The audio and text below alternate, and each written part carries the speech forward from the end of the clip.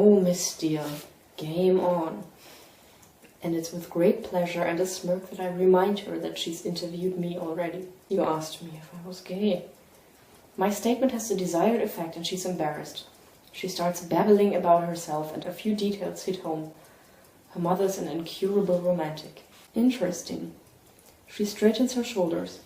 Tell me about your parents, she demands, in an attempt to divert the conversation from her family. My mom was a crack whore, and I couldn't reach the green card. And then I cried. I don't like talking about mine, so I give her the bare details. What do your siblings do? She wants to go there. How dare she ask about your siblings? That whore. I give her the short answer that Elliot works in construction and Mia is at cooking school in Paris. I hear Paris is lovely, she says with a dreamy expression. It's beautiful. Have you been?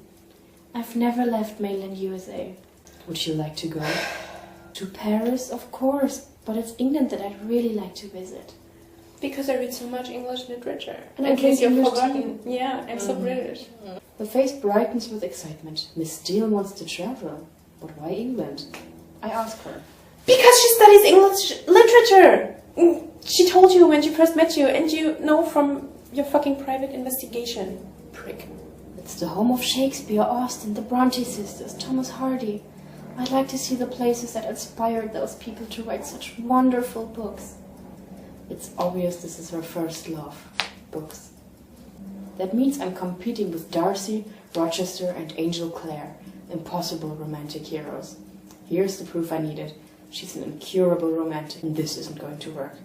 To add insult to injury, she looks at her watch. She's done. I've blown this deal. I'd better go. I have to study. I'd rather read boring books about English literature than sit here any longer than I have to. Thank you for the tea, Mr. Gray, she says. You're welcome, Anastasia. It's my pleasure. As I say the words, I realize that the last 20 minutes have been enjoyable. You intimidated her on purpose, and she told you so, and she's sitting there looking at her watch and at her hands. She's uncomfortable. She just wants to go. Let her. It was an enjoyable date in Christian's books. Giving her my most dazzling smile, guaranteed to disarm, I offer her my hand. Ugh. Come, I say.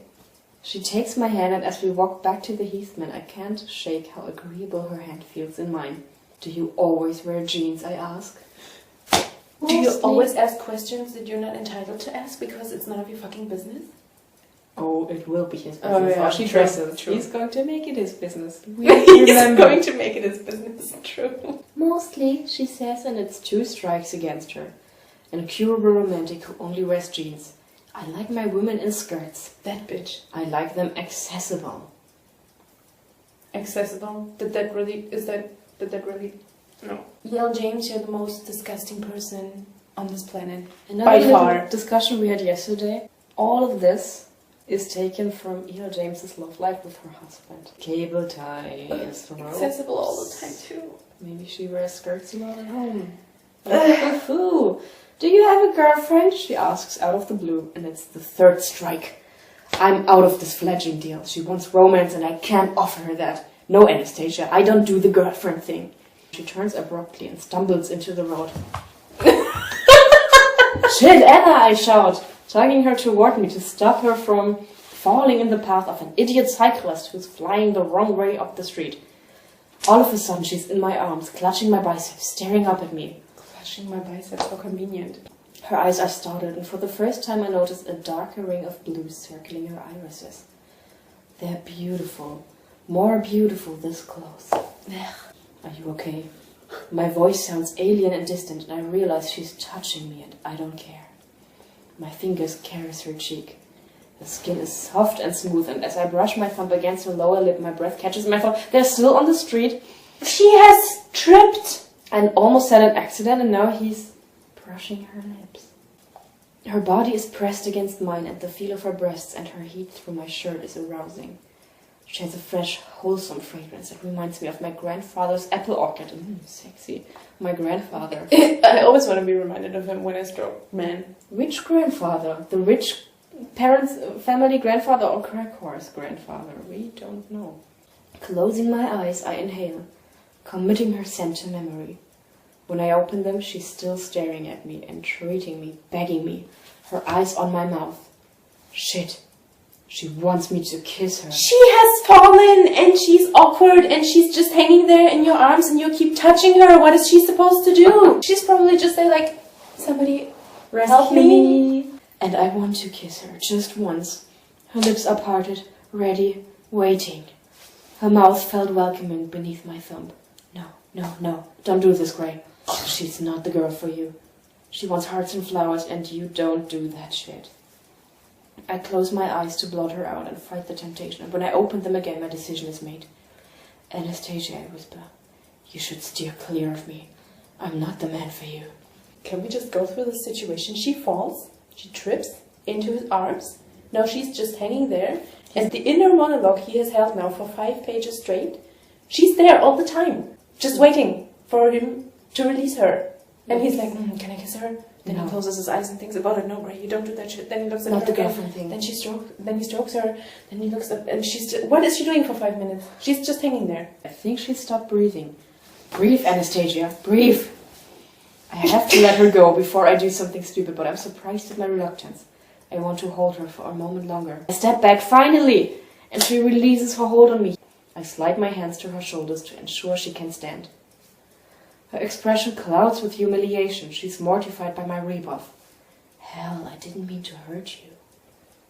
I've got this, she says, disappointment ringing in her clipped tone.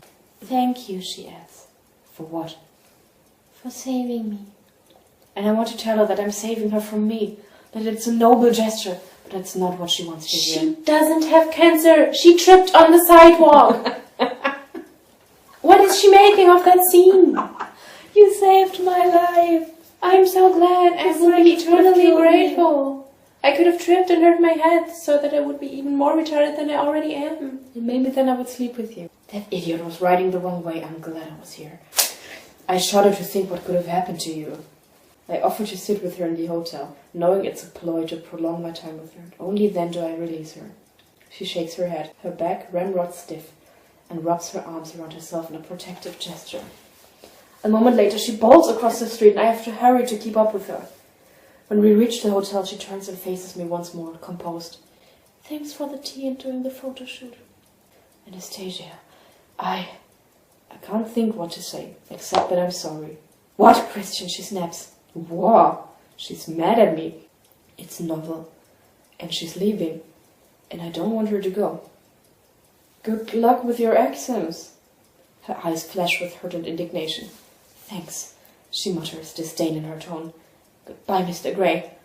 She turns away and strides up the street toward the underground garage. I watch her go, hoping that she'll give me a second look, but she doesn't. She disappears into the building, leaving in her wake a trace of regret, the memory of her beautiful blue eyes, and the scent of an apple orchard in the fall. Thanks for being so poetic about this finally. And there was a chapter where he didn't comment a lot on her ass and tits. It was a very ass and tit-free chapter. True. Does Gray do hearts and flowers after all, and not just boobs and fucking? We're gonna find that out. Stay tuned.